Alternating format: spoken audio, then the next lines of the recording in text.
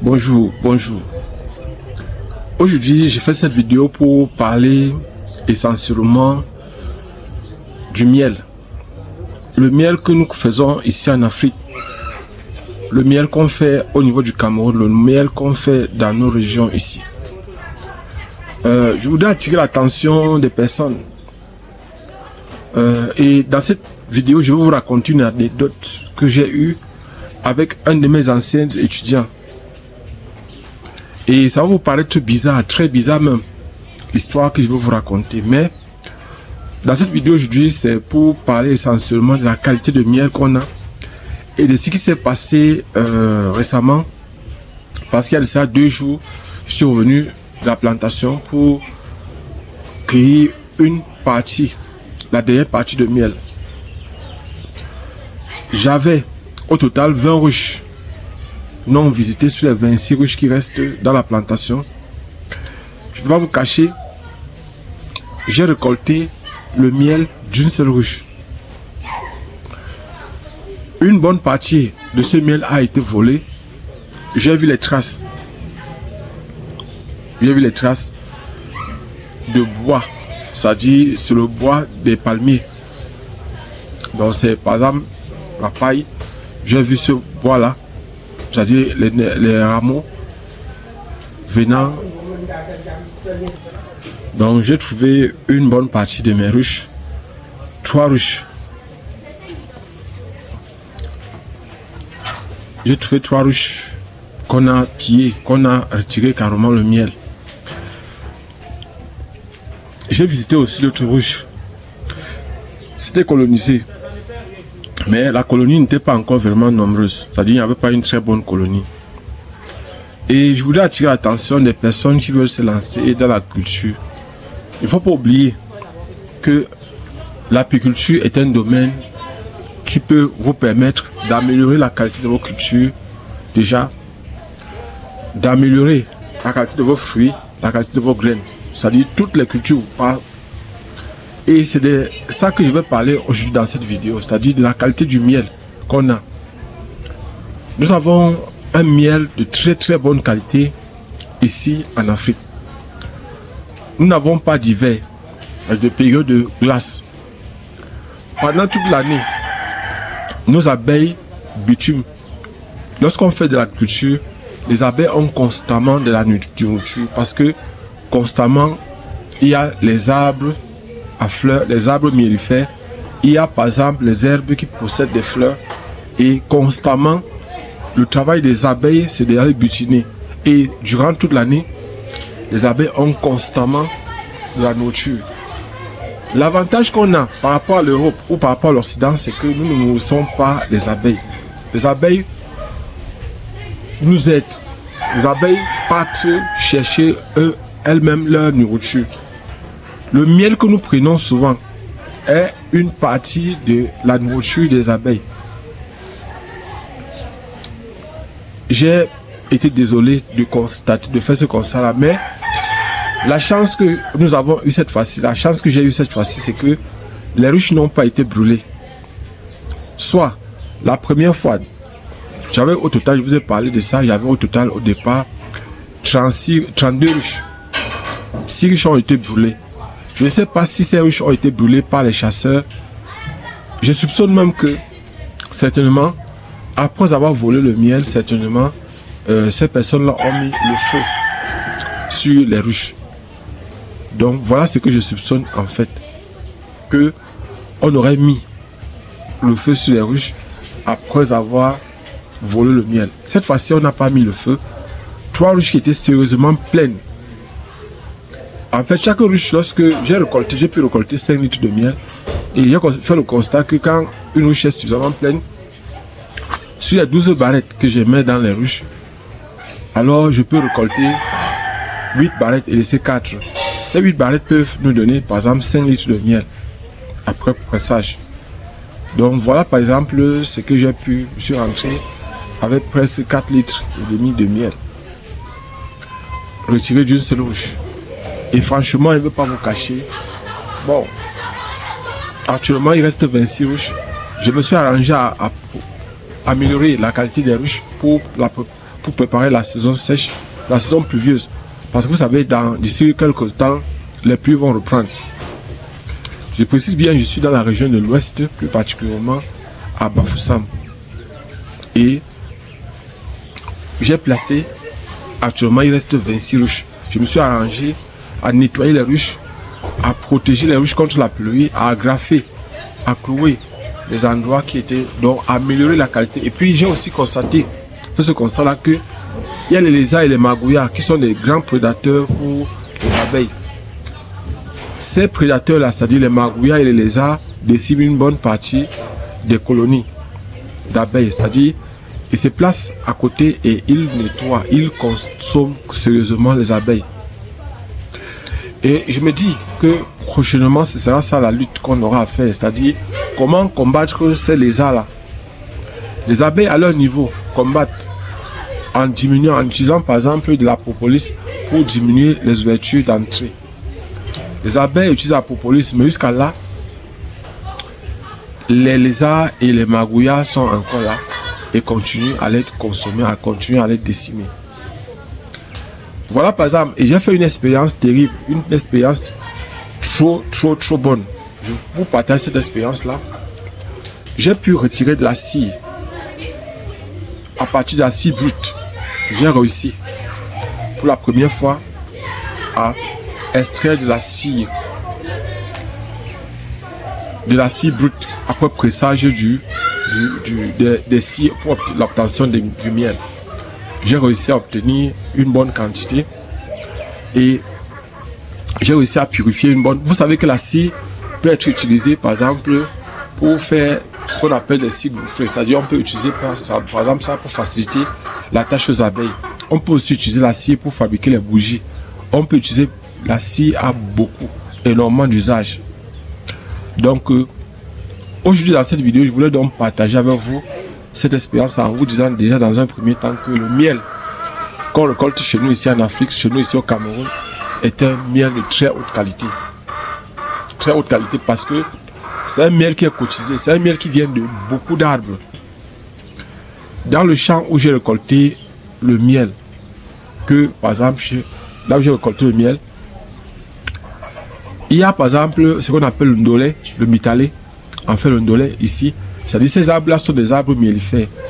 Il y a les pruniers, il y a les avocatiers, il y a par exemple beaucoup d'autres arbres. Et comme par exemple en saison pluvieuse, on a le maïs, on a le haricot, on a par exemple beaucoup d'autres plantes.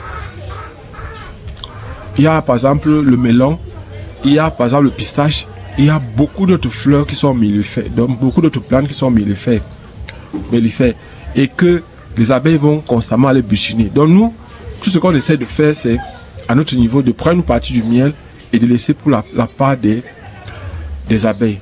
Je voudrais donc actuellement vous faire part de ce qui s'est passé, l'anecdote dont je voulais vous parler dans une précédente vidéo. Un de mes étudiants m'a appelé. Il m'a dit qu'il avait besoin du miel, de 2 litres de miel. Je lui ai dit, à ce moment-là, je n'avais pas de miel. Je l'ai envoyé chez une personne que je considère beaucoup, une personne qui m'a formé. Et lorsqu'il est arrivé chez cette personne-là, il a acheté 2 litres de miel. Pour ne pas vous cacher, c'est monsieur Tami Jadin. Monsieur Tami, qui est à Tchang, qui nous a formés en apiculture moderne. Parce qu'il faut la différence entre l'apiculture traditionnelle et l'apiculture moderne. Dans l'apiculture traditionnelle, très souvent on utilise le feu, on tue les abeilles pour obtenir du miel, alors que dans l'apiculture moderne, on préserve plutôt la vie des abeilles. Et il a dû acheter 2 litres. 1 litre coûtait 5 000 francs. Il a acheté 2 litres à 10 000 francs. Une semaine plus tard, il me fait comprendre qu'il m'appelle pour me faire comprendre que comment je lui ai conseillé un mauvais miel. Il a acheté du miel et c'est de mauvaise qualité. Je vous explique. Dans le fond, c'était un miel de très bonne qualité, de haute qualité. En fait, il ne savait pas. Il dit que le miel possède les cristaux au fond.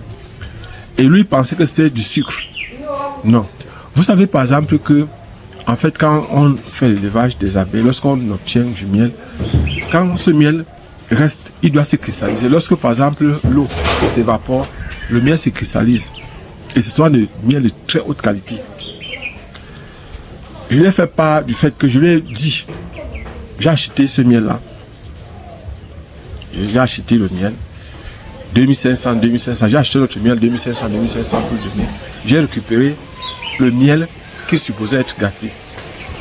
J'ai attendu une semaine pour lui dire que en fait le miel qu'il venait de me restituer était un miel de très haute qualité. Je lui ai fait part du fait qu'il avait perdu parce que je ne pouvais plus remettre ce miel là, étant donné que il doutait de moi, il doutait de ce que je pouvais faire avec le miel. Il doutait de ce que j'ai, de la confiance, c'est-à-dire il a remis ma confiance en cause. Moi j'ai confiance en ceux avec lesquels je travaille parce que ces personnes ne peuvent pas me trahir. C'est-à-dire le miel que nous vendons, c'est souvent le miel de très haute qualité, de très bonne qualité. Chez moi par exemple, avant d'aller cueillir le miel, on a déjà tout acheté. Actuellement j'ai les commandes, mais le miel est fini. C'est donc la raison pour laquelle le conseil que je donne, c'est, s'il y a possibilité, c'est de vous former en apiculture, c'est de lancer par exemple l'élevage des abeilles. C'est quelque chose qui peut vous rapporter énormément d'argent. Je précise bien, le miel chez moi coûte 5000 francs le litre. Il vend à 5000 francs le litre. Et actuellement, c'est tout le miel que j'ai cueilli a déjà été totalement acheté. Et je voulais préciser que, franchement, je suis content, je suis très fier de cette visite que j'ai faite tout récemment au champ, malgré le vol de miel qu'il y a eu, malgré que des personnes sont venues la nuit voler le miel dans 3 ruches. Et beaucoup de ruches étaient colonisées, mais il n'y avait pas suffisamment d'abeilles, il n'y avait pas suffisamment de miel. J'ai laissé pour revenir après récolter. Donc, en fait, c'était pour attirer votre attention qu'il faut savoir reconnaître le bon miel. Il y a beaucoup de personnes qui font ces erreurs-là, qui pensent que si un miel contient du sucre, c'est-à-dire ils ont des cristaux en dessous, il s'agit absolument du mauvais miel. Il y a d'autres qui disent que le miel qui coule beaucoup, ou bien ceci, on comprend. Non. La plupart du temps, il n'est pas facile de reconnaître du bon miel. Je ne veux pas vous cacher. Parce que déjà, il y a le miel qui sort de la terre. Il y a les abeilles qui font le miel à l'intérieur de la terre, dans la terre. Il y a le miel que nous faisons. Et il faut savoir que ce miel-là dépend de l'endroit où on se trouve des plantes mellifères. En fonction de ces plantes-là, le miel est en fonction du taux d'humidité du miel. Ça peut être soit lourd, soit léger. En fait, ça va dépendre des plantes mellifères qui se trouvent aux alentours. La qualité des plantes qu'il y a autour font la qualité du miel qu'on aura.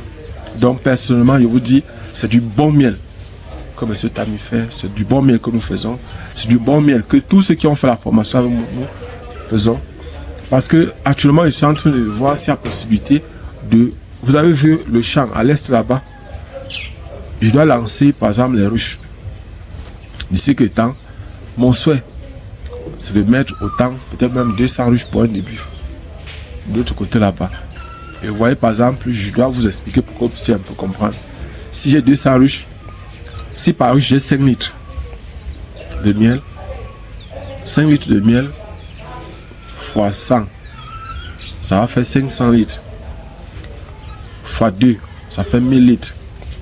Et 1000 litres comme ça, en une année, étant donné qu'il y a suffisamment les plantes mellifères et qu'il n'y a pas beaucoup de ruches là-bas, donc je suis convaincu que j'aurai suffisamment les abeilles. Donc je pourrais faire au moins, au minimum, 3 à 5 récoltes par an.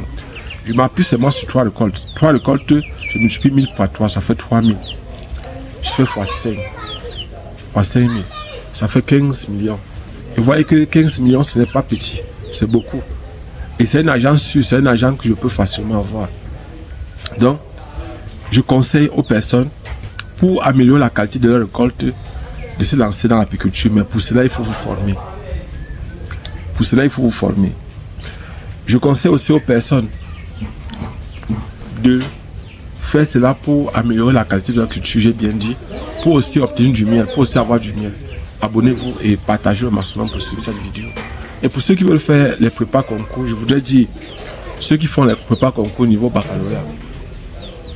Niveau baccalauréat ou niveau d'ICE et level. L'inscription c'est 5 000 francs et les frais de prépa s'élèvent à 20 000 francs. Et vous devez avancer au moins 2 mois. Pour ceux qui font les concours niveau licence ou au niveau DEC, pour l'entrée en 3e année dans les grandes écoles, l'inscription c'est 5 000 francs et les frais de prépa s'élèvent à 30 000 francs. Et vous devez avancer au moins 2 mois. Je précise, n'oubliez pas, nous travaillons exclusivement sur Zoom et sur WhatsApp. Uniquement sur Zoom et sur WhatsApp. Nous sommes en train de vouloir mettre à votre disposition les anciens sujets. Et ces anciens sujets, vous pourriez l'avoir peut-être gratuitement. Pour les anciens sujets des écoles nationales supérieures polytechniques, des facultés de médecine, des FASA et bien d'autres. Nous sommes en train de mettre sur pied ces anciens sujets. Et pour tous ceux qui en auront besoin, il faudra simplement nous faire signe. Mais vous devez savoir une chose, c'est que pour le moment, vous pouvez vous inscrire. Et pour ceux qui veulent aussi, vous pouvez vous inscrire dans notre chaîne, vous pouvez être membre de notre chaîne YouTube. Et pour être membre, je vais vous donner des informations dans les prochains jours. Pour être membre de notre chaîne. Et pour cela, vous allez partager, vous allez profiter de beaucoup de choses qu'on va faire avec vous gratuitement. C'est-à-dire, vous aurez une exclusivité. Et pour ceux qui veulent aussi faire des formations, soit en apiculture moderne, soit en agriculture, soit par exemple des formations, soit rapides, soit intensives, faites-nous signe.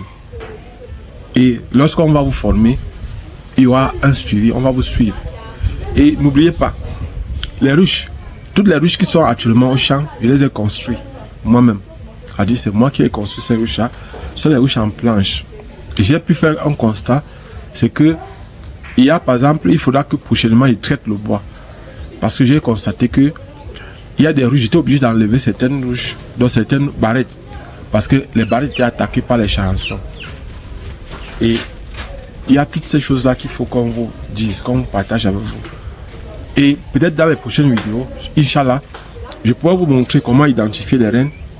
Comment par exemple, je pourrais vous montrer comment par exemple faire en sorte que la colonie augmente ou bien de multiplier vos colonies. Beaucoup de choses seront partagées. Abonnez-vous et partagez. On se voit prochainement. Inch'Allah.